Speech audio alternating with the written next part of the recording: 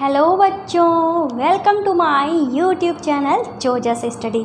मैं हूँ ज्योति गुप्ता। मैं लेकर आई हूँ 8th क्लास की मैथ्स, जिसकी एक्सरसाइज है 6.1 और क्वेश्चन है हमारा 8वां। तो 8वां क्वेश्चन कह रहा है 49 को 7 विषम संख्याओं के योग के रूप में लिखिए। तो पिछली क्लास में हमने क्या सिखाया था, अगर हमारी कुछ क्रमागत विषम संख्याएं दी होती हैं तो उनका हमें बिना जोड़े उनका योग प्राप्त किया था। किस फार्मूले से? वो फार्मूला था हमारा n²। यही फार्मूला इस क्वेश्चन में भी लगेगा। ठीक है, तो क्वेश्चन हमारा कौन सा है? 8वां। ठीक है, तो ये क्या कह रहे हैं, 49 को बता रहे हैं 7 विषम संख्याओं के योग के रूप में लिखो। तो हम जानते हैं कि हमारा जो क्रमागत संख्याओं का योग होता है, यहाँ पे हम लिख लेते हैं क्रमागत विषम संख्याओं का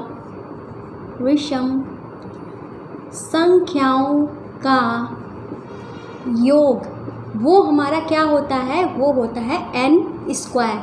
ये हमारा क्या था? एक फॉर्मूला था। तो हम यहाँ पे लिख देंगे 7 विषम संख्याओं का योग, ये हमें बताना है। ठीक है, और इन्होंने 49 जो है पहले से ही बता दिया है। तो हम क्या करेंगे, 7 का स्क्वायर कर देंगे। तो क्या आ जाएगा? 7 × 7। इसका मतलब क्या हुआ? 49 हुआ।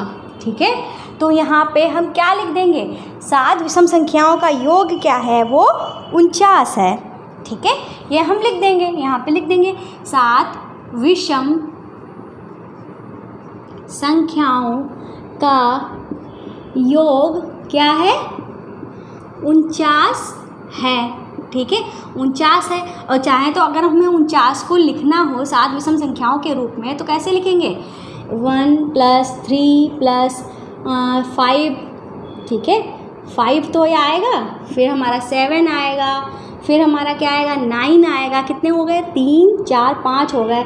फिर हमारा क्या आएगा? 11 आएगा, फिर हमारा 13 आएगा। ठीक है, जब आप इनको ऐड करेंगे, ठीक है, तो हमारा 49 ही आएगा। ये हमारा पार्ट था पहला 8वें क्वेश्चन का। अब है हमारा 8वें क्वेश्चन का दूसरा पार्ट। तो ये कह रहा है 121 को 11 विषम संख्याओं के योग के रूप में लिखिए। सेम ऐसा ही क्वेश्चन है। तो लिखना किसको है? ये 121 को। तो हम यहाँ पे 121 जो है उसको हमें लिखना है 11 विषम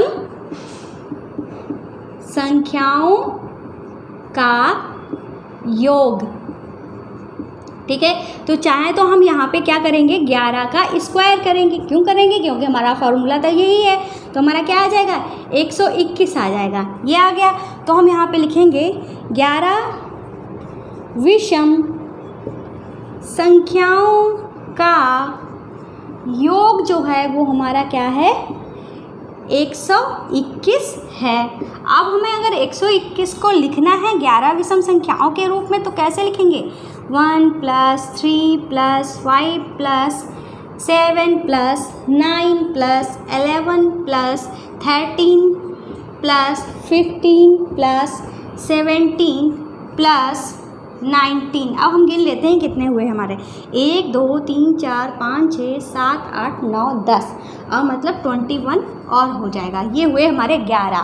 ठीक है, जब हम इनको ऐड करेंगे तो हमारा क्या आएगा? 121 आएगा। ठीक है, तो इस तरीके से जो हमारा 8वां क्वेश्चन है वो कंप्लीट हुआ। तो जल्दी से आप लोग नोट कर लीजिए, फिर हम अपना लास्ट क्वेश्चन जो है इस एक्सरसाइज का वो कराएंगे। तो अब है हमारा 9वां क्वेश्चन। तो 9वां हमारा क्वेश्चन क्या कह रहा है? ये कह रहा है निम्नलिखित संख्याओं के वर्ग के बीच में कितनी संख्याएं हैं? ठीक है, तो कुछ 2 संख्याएं दी गई हैं। ठीक है, तो जैसे कि हमारा क्वेश्चन कौन सा है? 90 का पहला क्वेश्चन है। इन्होंने कहा है 12 का वर्ग। ठीक है, 12 का वर्ग और 13 का वर्ग, इनके बीच में कितनी संख्याएं हैं? ये अगर हम निकालना चाहें, अगर हमको कोई फार्मूला नहीं पता है तो हम क्या करेंगे? मैं आपको सिर्फ बता रही हूँ, ऐसे में करना नहीं है। तो हम क्या करेंगे? 144 इसका वर्ग करेंगे और 169 जो है इसका वर्ग करेंगे। ठीक है। अब हम यहाँ से लेकर काउंट करेंगे, अब फिर हमको पता चलेगा कितनी संख्याएं आई हैं। पर हमको इस तरीके से नहीं करना है, हमको कैसे करना है, हमको प्रॉपर तरीके से फॉर्मूले से करना है। तो हम यहाँ पे लिखेंगे, एक फार्मूला होता है, क्या होता है, चूँकि n स्क्वायर और n+1 का होल स्क्वायर के बीच में संख्याएं, ठीक है।